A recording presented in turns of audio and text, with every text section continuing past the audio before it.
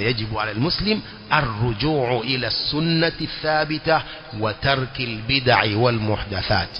na kama hivi ni lazima kwa Muislamu kurejea kwenye sunna iliyothubutu na kuacha mambo ya uzushi.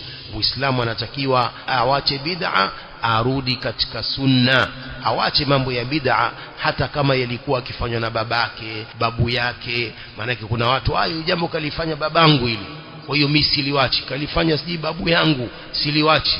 Kwani babu yako ni mtume shekhe? Sisi kiigizo chetu ni mtume, si baba wala si babu.